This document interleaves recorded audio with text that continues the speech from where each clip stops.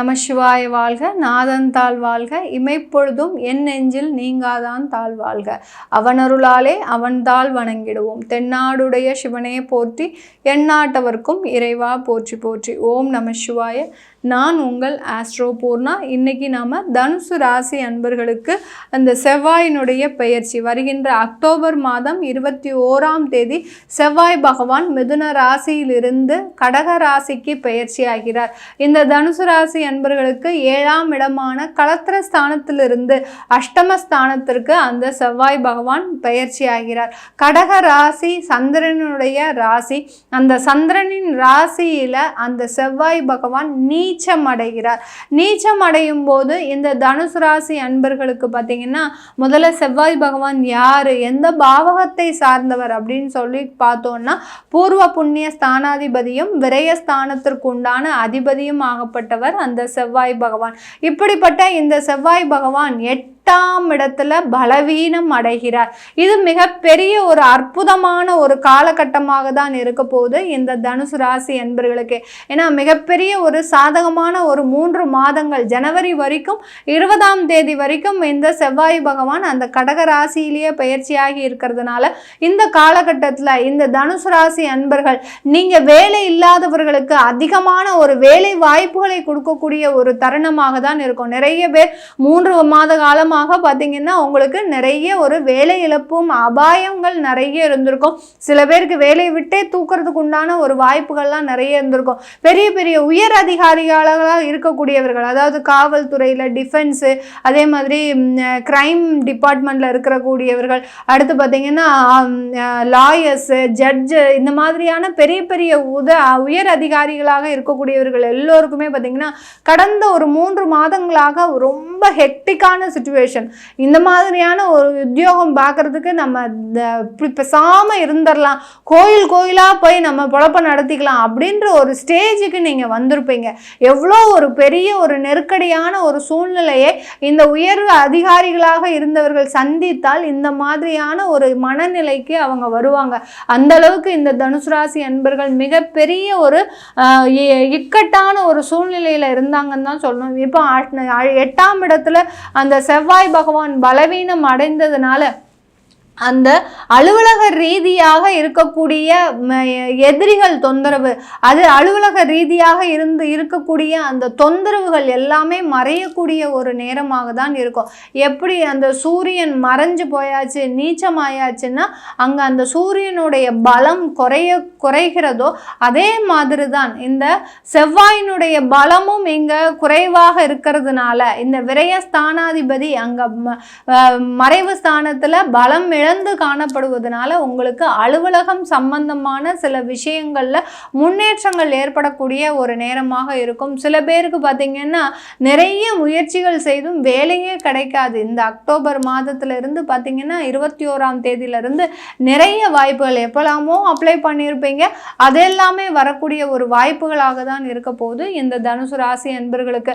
இந்த காலகட்டத்தில் தனுசு ராசி அன்பர்களுக்கு பார்த்தீங்கன்னா உங்களுக்கு நிறைய வெளிநாட்டு பிரயாணங்கள் அதிகமாக இருக்கும். வெளிநாட்டு பிரயாணங்கள்னு சொல்லும்போது நிறைய பேர் வீசாக்கு அப்ளை பண்ணியிருப்பீங்க, வீசா அப்ரூவல்லாம் உங்களுக்கு கிடைக்காம இருக்கும். 8ஆம் இடம் பார்த்தீங்கன்னா உங்களுக்கு அந்த வெளிநாட்டுக்கு உண்டான ஒரு சாதகமான ஒரு பாவகம் தான். அதனால அந்த இடத்துல செவ்வாய் நீச்சம் அடைகிறதுனால உங்களுக்கு அதற்குண்டான ஒரு சாதகமான ஒரு சூழ்நிலைகள் வரும்.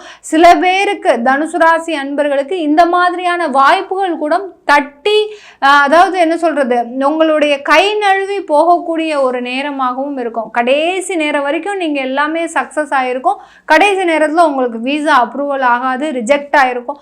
அந்த மாதிரிலாம் நடக்கக்கூடிய ஒரு நாட்களும் இருக்குது இந்த 90 நாட்களில். ஆனால் இந்த நேரத்தில் நம்ம என்ன பண்ணணும் அப்படின்ற போது உங்களுடைய தெய்வ பிரார்த்தனை. இந்த பலவீனமாக இருக்கும்போது அவரவர்கள் ராசி அன்பர்கள் செய்யக்கூடிய அந்த தெய்வ பிரார்த்தனை தான் உங்களை முழுமையான ஒரு வளர்ச்சிக்கு கொண்டு செல்லும். இந்த தனுசு ராசி அன்பர்களும் நீங்கள் இந்த மாதிரியான வெளிநாட்டு முயற்சிகள்லாம் ஈடுபடுறீங்கன்னா கண்டிப்பாக உங்கள் ஜாதகத்திற்கு உண்டான ஒரு தெய்வ பிரார்த்தனைகளை செய்துக்கோங்க.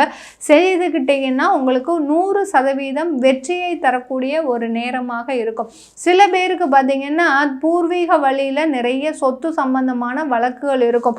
அம்மா வழியிலிருந்து ஒரு 2 ஏக்கரா நல்லா வர வேண்டியது இருக்குது மேடம். அடுத்து பார்த்தீங்கன்னா அப்பா வழியிலேருந்து எனக்கு இவ்வளோ சொத்துக்கள் வர வேண்டியது இருக்குது. சில பேர் பார்த்தீங்கன்னா எப்படி இருப்பாங்க, எனக்கு வந்து அப்பா வழியிலிருந்து சொத்து வரணும், ஆனால் எனக்கு எங்கள் அப்பா கொடுக்கக்கூடிய ஒரு சூழ்நிலையில் இல்லை அப்படின்னு சொல்கிறவங்கெல்லாம் நிறைய பேர் இருக்கிறீங்க தனுசு ராசி அன்பர்களில். அவர்களுக்கு எல்லோருக்குமே பார்த்தீங்கன்னா இந்த காலகட்டம் பலவீனமான காலகட்டம். 8ஆம் இடத்துல இருக்கும்போது உங்கள் கோர்ட்டு கேஸ் வழக்கு யார் உங்கள் மேலே எதிர்த்து வழக்கு தொடுத்திருந்தாலும் அது எல்லாமே 0% வேல்யூ தான். உங்கள் மேலே எந்த விதமான ஒரு நடவடிக்கையுமே எடுக்க முடியாது. 8ஆம் இடத்துல மறைவு ஸ்தானத்திலேயே அந்த கிரகங்கள் பலவீனம் அடையும் போது உங்கள் மேலே தொடுக்கப்பட்ட வழக்குகள் எந்த வழக்குகளாக இருந்தாலும் சரி, விவாகரத்து வழக்குகளோ இல்லை சட்டம் சம்பந்தமான வழக்குகளோ, ஏன்னா இந்த தனுசு ராசி அன்பர்களுக்கு 7ஆம் இடத்துலேருந்து 8ஆம் இடத்திற்கு வந்திருக்கிறார். அதனால விவாகரத்து வழக்குகளாக இருக்கலாம், இல்லை சொத்து சம்பந்தமான வழக்குகளாக இருக்கலாம், அலுவலக ரீதியாக தேவையில்லாத பனிஷ்மெண்ட்ஸ்லாம் வந்திருக்கும் இந்த தனுசு ராசி அன்பர்களுக்கு. அது எல்லாமே அந்த வழக்குகளாக மாறி இருக்கும். ஏன்னா நீங்கள் இந்த பேமெண்ட் இந்த அபராதம் கட்டினாதான் நீங்கள் இந்த வழக்கில் இருந்து வெளிவரக்கூடிய ஒரு நேரமாக இருக்கும். அப்படிலாம் தனுசு ராசி அன்பர்கள் இருப்பீங்க. அது எல்லாமே உங்களுக்கு உங்களுடைய வழக்கு உங்களுக்கு சாதகமாக மாறக்கூடிய நேரம். நீங்கள் எந்த விதமான ஒரு தவறும் செய்யலை அப்படின்னு நிரூபிக்கக்கூடிய ஒரு நேரமாக தான் இருக்க போது இந்த தனுசு ராசி அன்பர்களுக்கு. விரைய ஸ்தானாதிபதி 8ஆம் இடத்துல அங்கே பலவீனம் அடைகிறதுனால நீங்கள் கையிலிருந்து இழக்கக்கூடிய பணம் எல்லாமே சேமிப்பாக மாறக்கூடிய ஒரு நேரம். இழந்த பணத்தை மீட்டெடுக்கக்கூடிய ஒரு நேரம். சில பேர் பார்த்தீங்கன்னா வெளியில் கடனாக கொடுத்துருப்பீங்க, நண்பர்களுக்கு தெரிந்த நண்பர்களுக்கு பணமாக கொடுத்துருப்பீங்க, அது எல்லாமே ரொம்ப காலமாக வராமல் இருந்திருக்கும். அதெல்லாமே வரக்கூடிய ஒரு நேரம். சில பேர் சிட் ஃபண்ட்லலாம் போட்டு ஏமாந்துருப்பீங்க, அதெல்லாமே வரக்கூடிய ஒரு நேரமாக தான் இருக்க போது இந்த தனுசு ராசி அன்பர்களுக்கு. இது எல்லாமே நம்ம கோச்சார நிலவரப்படி பலன்களை இந்த செவ்வாய் பயிற்சி ஆகும்போது எப்படி இருக்குன்றதை நம்ம கணித்து சொல்லியிருக்கிறோம். உங்களுடைய ஜாதகப்படி தசாபுத்திப்படி பலன்கள் எப்படி இருக்கணும், எப்படி இருக்கும் அப்படின்னு தெரிஞ்சுக்க விருப்பப்பட்டாலும் உங்களுக்கு செவ்வாய் ஆட்சியா உச்சமா நீச்சமான்றதை நீங்கள் கமெண்ட் பாக்ஸில் போடுங்க. உங்களுக்கு உண்டான பலன்களை நீங்கள் வாட்ஸ்அப்பில் எங்கிட்ட அப்பாயின்மெண்ட் வாங்கிக்கிட்டு நீங்கள் தெரிஞ்சுக்கலாம். உங்களிடமிருந்து விடைபெறுவது உங்கள் ஆஸ்ட்ரோ பூர்ணா. நன்றி, வணக்கம்.